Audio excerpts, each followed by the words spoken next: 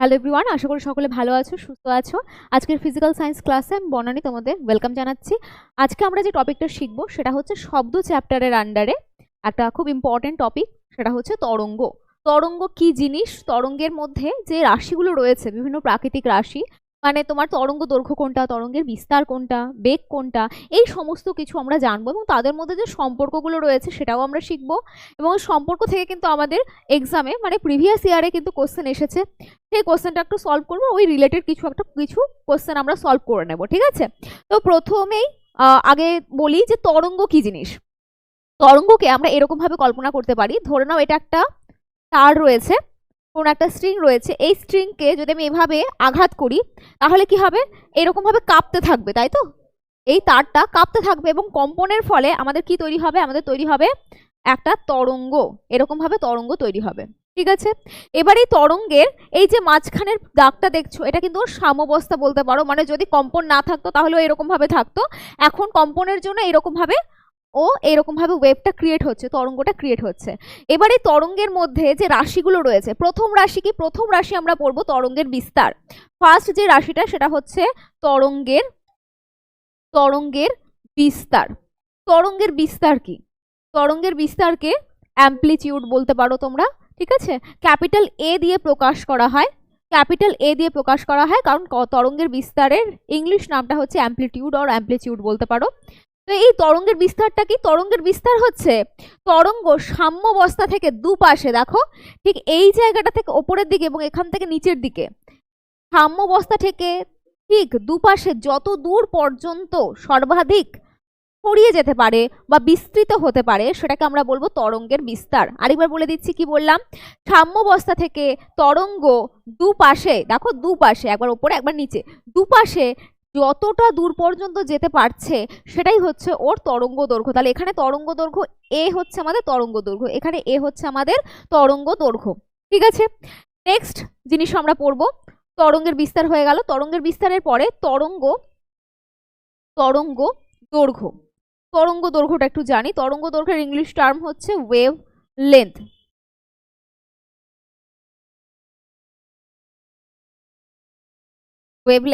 ওয়েভলেন্থকে বা তরঙ্গ দৈর্ঘ্যকে আমরা ল্যামডা দিয়ে প্রকাশ করব, এরকম উল্টো ওয়াই এর মতো দেখতে হয়, এটাকে বলে কি ল্যামডা। এটা একটু মনে রাখবে, হ্যাঁ, এই নামটা একটু মনে রাখবে, খুব ইম্পর্টেন্ট, এটা হচ্ছে ল্যামডা।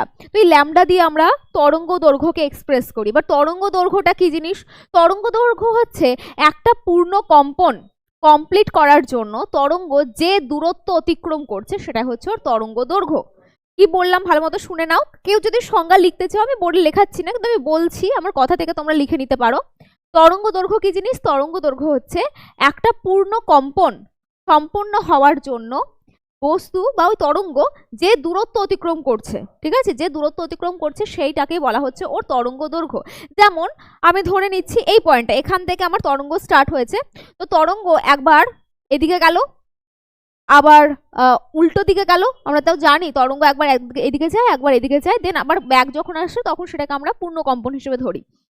তো তরঙ্গটা যখন এখান থেকে স্টার্ট হয়ে এরকম ভাবে স্টার্ট হয়ে ঠিক আবার এই পজিশনেই আসবে, এই পজিশনে যখন আসবে তখনই আমরা সেটাকে বলবো কি একটা পূর্ণ কম্পন কমপ্লিট হয়েছে এখান থেকে এই পর্যন্ত। এখান থেকে এই পর্যন্ত আবার যখন আসবে, মানে যেখান থেকে স্টার্ট করলো সেখানেই উল্টো দিকে গিয়ে সেখানেই আবার যখন ফেরত আসছে সেখানে আমরা বলছি কি একটা পূর্ণ কম্পন কমপ্লিট হচ্ছে। তো এই তরঙ্গটা এই পূর্ণ কম্পন কমপ্লিট করার জন্য যে দূরত্ব অতিক্রম করছে, দেখো এই দূরত্বটুকুটা আমি যদি ধরি তাহলে এইটুকুটা অংশ, এই দূরত্বটাকে আমরা বলবো কি, এই দূরত্বটাকে আমরা বলবো ল্যামডা বা তরঙ্গ দৈর্ঘ্য। তুমি এই পয়েন্টটা না নিয়ে অন্য কোনো পয়েন্ট নিতে পারো। কিরকম পয়েন্ট নিতে পারো, মানে ধরে নাও আমি এই একদম এই মাথাটা নিচ্ছি, তার মানে এখানে আমাকে শেষ করতে হবে যে এখান থেকে স্টার্ট হলো, পেছনের দিকে গেল, আবার এই পয়েন্টে ফেরত আসলো, তার মানে এই দূরত্বটাও কিন্তু আমাদের কাছে ল্যামডা বা তরঙ্গ দৈর্ঘ্য। তাহলে তরঙ্গ দৈর্ঘ্য কি? তরঙ্গ দৈর্ঘ্য হচ্ছে তরঙ্গ একটি পূর্ণ কম্পন সম্পন্ন করার জন্য যে দূরত্ব অতিক্রম করছে, দূরত্বটুকুটাকেই আমরা বলছি তরঙ্গ দৈর্ঘ্য এবং যেটাকে আমরা ল্যামডা দিয়ে প্রকাশ করছি। তরঙ্গের একক কি? তরঙ্গের একক হচ্ছে সিজিএস এ কি হবে? সিজিএস এ সেন্টিমিটার, কারণ এটা একটা দূরত্ব বোঝাচ্ছে, অ্যান্ড এসআই কি হবে? এসআই হয়ে যাবে মিটার। ক্লিয়ার হয়েছে? তাহলে আমরা তরঙ্গের বিস্তার, তরঙ্গ দৈর্ঘ্য এই দুটো জিনিস শিখে নিয়েছি। এর পরের যে রাশিটি রয়েছে সেটা একটু দেখে নেই। এরপরে রাশিটি হচ্ছে 3 নাম্বার পর্যায়কাল। ঠিক আছে, কি পর্যায়কাল বা টাইম পিরিয়ড। পর্যায়কাল বা টাইম পিরিয়ড, পর্যায়কালটা কি একটু লিখে ফেলি। পর্যায়কাল,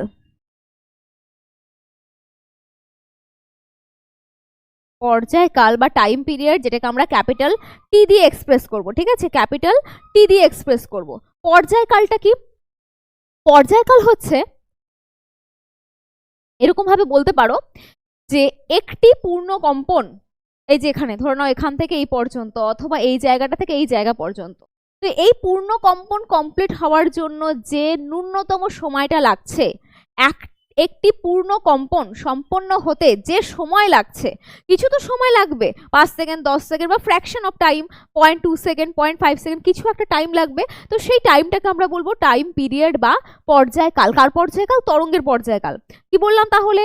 কোনো তরঙ্গ একটি পূর্ণ কম্পন সম্পন্ন করতে যে সময় নেয়, একটি পূর্ণ কম্পন সম্পন্ন করতে যে সময় নেয়, সেটাকে আমরা বলবো কি পর্যায়কাল বা টাইম পিরিয়ড। এটা একটু আমি লিখে দিচ্ছি, কারণ এখানে আমরা টাইম পিরিয়ডটা প্রকাশ করতে পারবো না এখানে। ঠিক আছে, তো আমি একটু লিখে দেই এটা।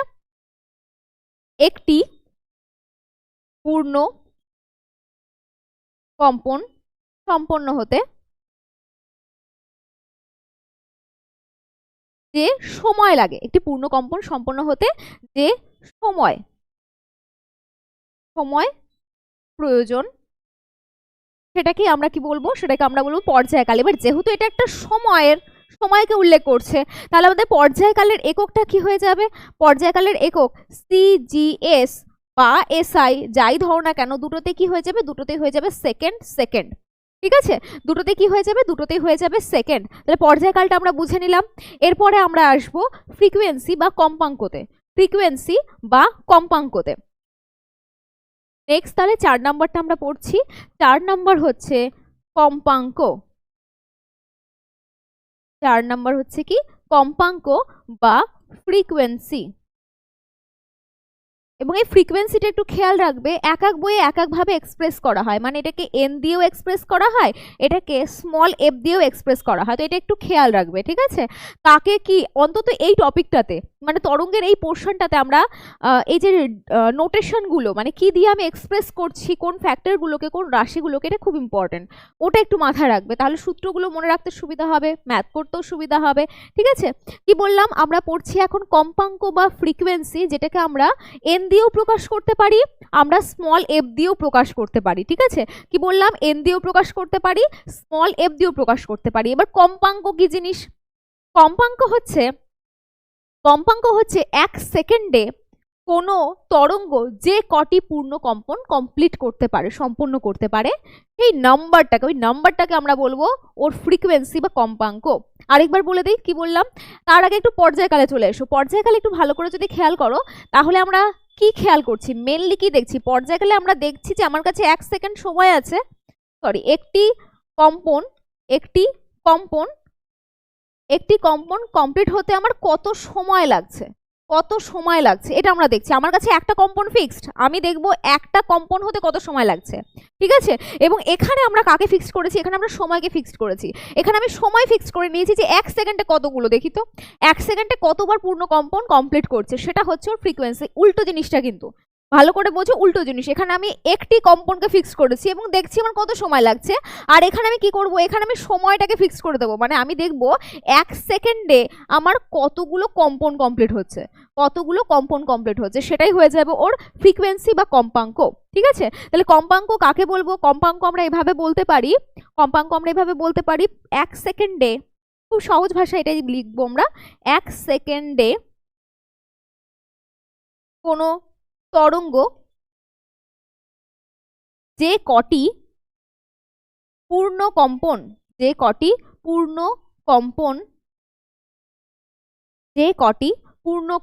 সম্পন্ন করে, তাকে তরঙ্গের কম্পাঙ্ক বলে। তাহলে আমরা এখানে কি ফিক্সড করছি? আমি ফিক্সড করছি সময় 1 সেকেন্ডে। আমি দেখছি 1 সেকেন্ডে কতগুলো আমার কম্পাউন্ড কমপ্লিট হচ্ছে, আমি শুধুমাত্র সেটা দেখবো। আর এই ফ্যাক্টরটা, এই যে নাম্বারটা আসবে যে 5টা 10টা 7টা 20টা 2000টা কতগুলো, সেটা হয়ে যাবে ওর ফ্রিকোয়েন্সি। সেটা কি হয়ে যাবে? সেটা হয়ে যাবে ওর ফ্রিকোয়েন্সি। আচ্ছা, এককটা খুব ইম্পর্টেন্ট। কম্পাঙ্কের একক আমরা কম বেশি সবাই জানি। কি একক? এককটা হচ্ছে হার্জ, তাই তো? Hertz, H Z. আচ্ছা, এই জেডটা কি? এই জেডটাই কিন্তু আসলে মিটার ইনভার্স। এটাই কিন্তু আসলে মিটার, ও সরি, সেকেন্ড ইনভার্স। মিটার বলে ফেলেছি ভুল করে, সেকেন্ড ইনভার্স। ঠিক আছে, এই হার্টসটাই কিন্তু হচ্ছে কম্পাঙ্কের একক, বা বলতে পারো সেকেন্ড ইনভার্স। ঠিক আছে, এবার এই দুটো, এই যে কম্পাঙ্ক এবং এর আগে আমরা যেটা শিখলাম পর্যায়কাল, এটা একে অপরের ঠিক উল্টো জিনিস নয়? উল্টো জিনিস তো, এই জন্য আমরা এখান থেকে একটা ফর্মুলা পাবো, বা বলতে পারো সম্পর্ক। কার কার মধ্যে সম্পর্ক? চার চিহ্ন দিয়ে আমি লিখে দিচ্ছি। সম্পর্ক হচ্ছে কম্পাঙ্ক ও পর্যায়কালের, কম্পাঙ্ক ও পর্যায়কালের সম্পর্ক। কিরকম সম্পর্ক? যে এরা কি একে অপরের উল্টো, একে অপরের অনন্য, তাই তো? তাহলে আমরা প্রকাশ করব কি করে? কম্পাঙ্ককে আমি এন দিয়ে লিখছি, পর্যায়কালকে আমি টি দিয়ে প্রকাশ করছি। তাহলে আমরা প্রকাশটা করব এরকম ভাবে, এন সমান 1/t, এন সমান 1/t, অথবা টি সমান 1/n, যেটা তুমি খুশি লিখতে পারো। যেরকমটা আমাদের দরকার পড়বে আমরা সেরকমটা ইউজ করব। ঠিক আছে, লাস্ট একটা ফ্যাক্টর রয়েছে, সেটা হচ্ছে তরঙ্গ বেগ। লাস্ট একটা ফ্যাক্টর, সেটা হচ্ছে তরঙ্গ বেগ। 5 নাম্বার, তরঙ্গের বেগ। তরঙ্গের বেগ যেটাকে আমরা ভি দিয়ে প্রকাশ করব, ভেলোসিটি। ঠিক আছে, তরঙ্গের বেগ যেটাকে আমরা ভি দিয়ে প্রকাশ করব। তরঙ্গের বেগটা কি? সাধারণ বেগ যেরকম হয় এখানেও সেম রকম। সাধারণ বেগ বলতে আমরা কি বুঝি? আমরা বুঝি 1 সেকেন্ডে কত দূরত্ব অতিক্রম করছে। বেগ বলতে তো আমরা এটাই বুঝি যে প্রতি সেকেন্ডে বা একক সময়ে কোনো বস্তু যতটা স্মরণ হচ্ছে সেটাই হচ্ছে ওর বেগ, তাই তো? কি বললাম? একক সময়ে বস্তুর যতটা স্মরণ হচ্ছে সেটাই ওর বেগ। এবং তরঙ্গের ক্ষেত্রে আমরা এখানে ধরবো যে একক সময়ে তরঙ্গ কতটা দূরত্ব অতিক্রম করছে। একক সময়ে তরঙ্গ কতটা দূরত্ব অতিক্রম করছে, তাহলে ওইটাই লিখি আমরা শর্ট করে। একক সময়ে তরঙ্গ যে দূরত্ব অতিক্রম করে, যে দূরত্ব অতিক্রম করে তাকেই আমরা বলবো কি? তাকে আমরা বলবো তরঙ্গের বেগ, যেটাকে কিনা আমরা কি দিয়ে প্রকাশ করছি? ভি দিয়ে প্রকাশ করছি। একক সময়ে তরঙ্গ যে দূরত্ব অতিক্রম করে সেটাকে আমরা কি বলবো? তরঙ্গের বেগ, এবং যেটাকে আমরা কি দিয়ে প্রকাশ করছি? ভি দিয়ে প্রকাশ করছি। এবং আমাদের এই এতগুলো ফ্যাক্টর পড়ার পরে একটাই ফর্মুলা বেঁচে থাকে, সেটার জন্যই আসলে আমরা এত কিছু পড়ছি। কারণ ওখান থেকে ওই ফর্মুলাটা থেকে খুব ইম্পর্টেন্ট। ফর্মুলাটা থেকে এর আগে আমাদের 25-এই আমি দেখাবো তোমাদের প্রিভিয়াস ইয়ারের কোশ্চেন, সেখানে কোশ্চেন এসেছিল, আমরা কোশ্চেনটা সলভও করবো। ঠিক আছে, তো চলো সম্পর্কটা দেখি। সম্পর্কটা হচ্ছে ভি সমান এন ল্যামডা। এটা হচ্ছে সম্পর্ক। এই সম্পর্কটাকে যদি আমি ভেঙে লিখি তাহলে আমি এটা লিখতে পারি, তরঙ্গের বেগ সমান এন, অর্থাৎ কি? এন অর্থাৎ কম্পাঙ্ক, ইন্টু ল্যামডা। মানে কি? ল্যামডা মানে হচ্ছে তরঙ্গ দৈর্ঘ্য। ল্যামডা মানে হচ্ছে তরঙ্গ দৈর্ঘ্য। তো তুমি এভাবে লিখতে পারো, মানে এভাবেও লিখতে পারো, এভাবেও লিখতে পারো। আমরা এই প্রকাশটাই মনে রাখার চেষ্টা করব। ভি সমান এন ল্যামডা, অর্থাৎ তরঙ্গের বেগ সমান কম্পাঙ্ক ইন্টু তরঙ্গ দৈর্ঘ্য। ঠিক আছে, এটাই হচ্ছে আমাদের ফর্মুলা। এবার এই ফর্মুলা দিয়ে আমরা একটু ম্যাথ করে নেব, যেটা আমাদের প্রিভিয়াস ইয়ারে এসেছে, এবং তার সাথে তোমাদের একটা হোমওয়ার্ক রাখবো, আমাকে অবশ্যই জানিয়ে যাবে কি অ্যান্সার হবে। ঠিক আছে, চলো দেখি। আচ্ছা, প্রিভিয়াস ইয়ারের কোশ্চেনটা দেখো। প্রিভিয়াস ইয়ারের কোশ্চেন বলেছে একটি তরঙ্গের কম্পাঙ্ক 50 হার্জ, তরঙ্গ দৈর্ঘ্য 2 মিটার হলে তার বেগ কত? কি কি দেওয়া রয়েছে? দেওয়া রয়েছে কম্পাঙ্ক অর্থাৎ এন দেওয়া রয়েছে আমার কাছে। তরঙ্গের কম্পাঙ্ক 50 হার্জ, তরঙ্গ দৈর্ঘ্য দেওয়া রয়েছে মানে ল্যামডা। তরঙ্গ দৈর্ঘ্য মানে কি? তরঙ্গ দৈর্ঘ্য মানে ল্যামডা দেওয়া রয়েছে 2 মিটার, এবং তার বেগ কত? বেগ বলতে আমরা ভি বুঝছি, তাই তো? তরঙ্গের বেগ। এবার এক্ষুনি যে ফর্মুলাটা আমরা শিখলাম সেটা কি? সেটা হচ্ছে ভি সমান এন ল্যামডা। দেখো এখানে ভি এর মান চেয়েছে, এন এবং ল্যামডার মান দেওয়া রয়েছে।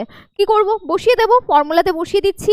এন সমান 50 ইন্টু ল্যামডা সমান 2, তাহলে কত আসছে 100 metre per second. 100 metre per second, দেখছো কত সহজ। শুধু আমার কি জানতে হবে, আমাকে শুধু সম্পর্কটা জানতে হবে। সম্পর্কটা জানলে আমি ডাইরেক্টলি বের করে দিতে পারছি। তাহলে আমার অ্যান্সার কত হবে, অ্যান্সার হয়ে যাবে বি, 100 মিটার পার সেকেন্ড। ঠিক আছে, তো এই রকমই মানে এত সহজই অঙ্ক আসে তোমাদের, শুধুমাত্র আমাদের একটু থিওরি পার্টটা ভালো করে বুঝে কি ফর্মুলা রয়েছে সেটা একটু আয়ত্ত করতে হবে, তাহলে দেখবে সমস্ত কোশ্চেন খুব ইজি লাগছে। আর অবশ্যই প্র্যাকটিস তো অবশ্যই দরকার। নেক্সট কোশ্চেন দেখে নাও, এটাই তোমাদের হোমওয়ার্কে যাবে, এটাই তোমাদের হোমওয়ার্ক থাকবে। হোমওয়ার্কটা কি, হোমওয়ার্কটা রয়েছে একটি সুরশলাকার কম্পাঙ্ক, একটি সুরশলাকার কম্পাঙ্ক দিয়েছি 680 হার্টজ এবং বাতাসে উৎপন্ন শব্দ তরঙ্গের তরঙ্গ দৈর্ঘ্য কত। মানে একটি সুরশলাকার কম্পন খেয়াল করছি, কম্পাঙ্ক দেখছি আমরা 680 হার্টজ, এবং সেটাই যদি হয় তাহলে বাতাসে যে তরঙ্গটা উৎপন্ন হচ্ছে সেই তরঙ্গের তরঙ্গ দৈর্ঘ্য কত, এবং সাথে এটা দেওয়া আছে বায়ুতে শব্দের বেগ 340 মিটার পার সেকেন্ড। তাহলে কম্পাঙ্ক অর্থাৎ এন দেওয়া রয়েছে, বেগ অর্থাৎ ভি দেওয়া রয়েছে, আমার কাছে চেয়েছে কি ল্যামডা, ল্যামডাটা কত এটা চেয়েছে, তরঙ্গ দৈর্ঘ্য কত। আশা করছি তোমরা সবাই আমাকে অ্যান্সার দিয়ে যাবে, সবাই বুঝতে পেরেছো টপিকটা, প্রত্যেকে অ্যান্সার দিয়ে যাবে, একদম প্রত্যেকে আমাকে কমেন্ট বক্সে জানিয়ে যাবে। আর সাথে এটাও বলে রাখি, আমাদের নতুন ব্যাচ সুদর্শন ব্যাচ কিন্তু শুরু হয়ে গেছে, অ্যাডমিশন চলছে। তোমরা যারা ভর্তি হতে চাইছো খুব তাড়াতাড়ি আমাদের সাথে কন্ট্যাক্ট করো। Contact number 7872562940। ঠিক আছে, ওয়ান টাইম পেমেন্ট মাত্র 999 টাকা, একবারই পেমেন্ট করতে হবে তোমাদের, পরীক্ষা পর্যন্ত ভ্যালিডিটি। তোমরা জানো তোমাদের এনএম এর জন্য যা যা সাবজেক্ট দরকার সমস্ত সাবজেক্টই এখানে পাবে। আর আমার মতে দেখো, আমরা তো প্রত্যেকেই যদি কোর্স না কিনি দেন আমরা একটা প্র্যাকটিস বুক পড়ি, তো প্র্যাকটিস বুকের সেই ঘুরে ফিরে 600-700 দাম হয়েই যায়। তো সেই 600-700 চেয়ে আমার মনে হয় কোর্স বেটার, এবার তোমাদের প্রেফারেন্স অবশ্যই সেটা। তো আমাকে যাই হোক, আমাকে এই কোশ্চেনটা অ্যান্সার অবশ্যই কমেন্ট বক্সে সবাই জানিয়ে যাবে, আর ক্লাসটা কেমন লাগলো অবশ্যই জানাবে। সকলকে থ্যাংক ইউ। এরপরে নতুন একটা টপিক নিয়ে আমরা ফিরবো। Thank you.